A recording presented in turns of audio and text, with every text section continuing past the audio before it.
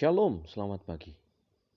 Marilah kita mendengarkan renungan pagi dari buku Bersama Allah di Waktu Fajar, karya Ellen G. White.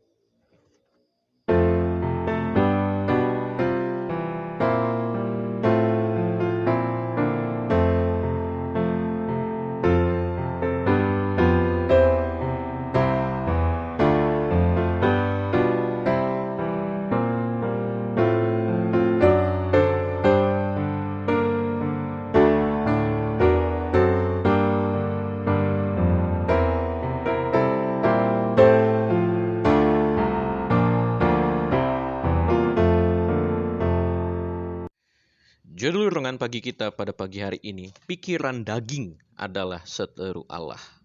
Ayat inti kita terdapat di dalam Roma 8 ayat 7 dan 8. Sebab keinginan daging adalah perseteruan terhadap Allah. Karena ia tidak takluk kepada hukum Allah.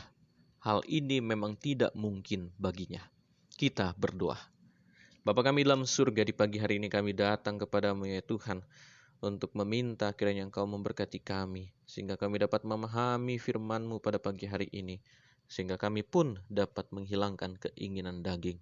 Kami serahkan kehidupan kami, dalam nama Yesus Kristus kami berdoa. Amin.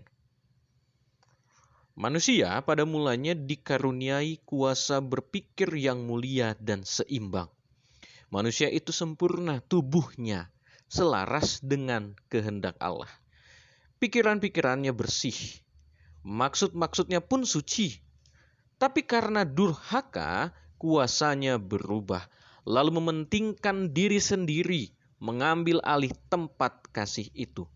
Keadaannya menjadi amat lemah karena pelanggaran itu, sehingga membuat dia tidak mungkin dengan kekuatannya sendiri melawan kuasa kejahatan itu. Dia telah ditawan setan dan akan tetap dikuasainya kalau Tuhan Allah tidak turut campur tangan secara khusus. Maksud menggoda ialah menghalang-halangi rencana ilahi di dalam penciptaan manusia itu, lalu memenuhi bumi ini dengan bencana yang memilukan.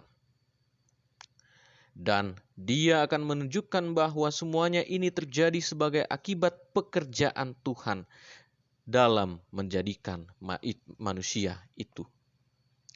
Dalam keadaan tanpa dosa, manusia dapat mengadakan hubungan yang menyenangkan dengan Allah. Di dalam dialah tersembunyi segala harta, hikmat, dan pengetahuan. Tetapi sejak manusia jatuh ke dalam dosa, manusia tidak dapat lagi menikmati kesenangan hubungan yang kudus itu.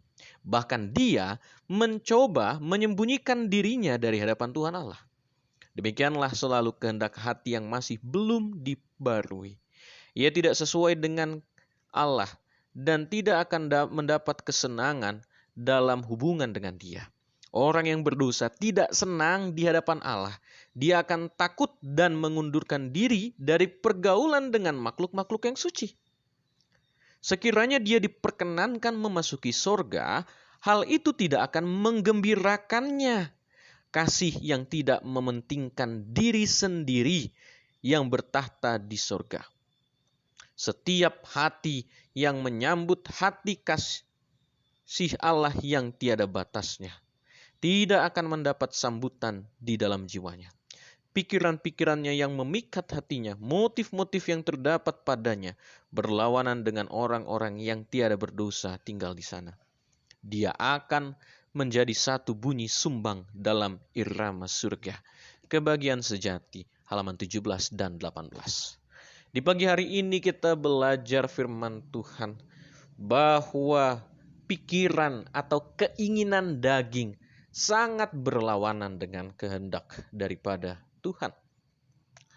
Kalau kita mengingat kembali, pada saat manusia pertama diciptakan, yaitu Adam, begitu pula dengan Hawa, diciptakan dengan sempurna, dengan sangat baik Tuhan ciptakan.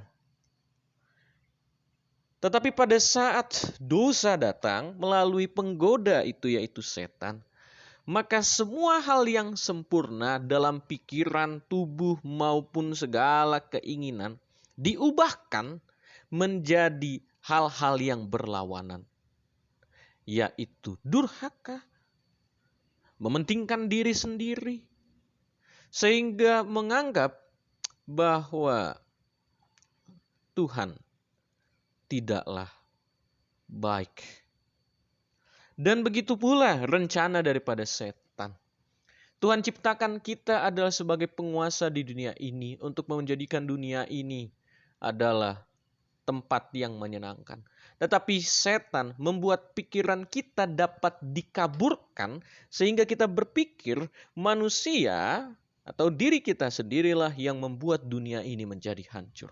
Itulah yang dikehendaki oleh setan.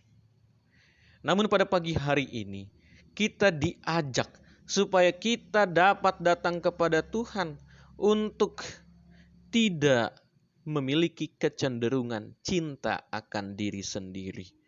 Karena di sorga tidak akan ada yang namanya cinta diri. Tidak akan ada sifat-sifat yang kedagingan. Tetapi sifat-sifat yang sesuai dengan kehidupan Yesus Kristuslah yang akan ada di sorga. Bahkan pada pagi hari ini kita diingatkan, jika ada yang memiliki sifat kedagingan, kemudian masuk ke dalam kerajaan sorga, dia tidak akan merasa nyaman. Oleh sebab itu, di dunia ini kita harus memiliki tabiat yang sesuai dengan tabiat Kristus, supaya pada saat di sorga pun kita merasakan sukacita, kedamaian. Oleh karena sifat yang kita bawa di sini atau tabiat yang kita miliki di sini sama dengan keadaan di sorga nanti. Kiranya kita dapat memahami firman Tuhan pada pagi hari ini. Kita berdoa. Bapa kami dalam surga, di pagi hari ini kami datang kepadamu, menyembah di kaki-Mu, meminta berkat-Mu sehingga kami dapat menghilangkan keinginan daging ataupun pikiran daging ini, dan kami dapat melakukan kehendak-Mu sehingga kami dapat memiliki kehidupan yang suci, bukan selalu cenderung melakukan dosa ataupun melakukan keinginan daging. Kami serahkan kehidupan kami. Dalam nama Yesus Kristus kami berdoa. Amin. Kiranya Tuhan memberkati kita sepanjang hari ini.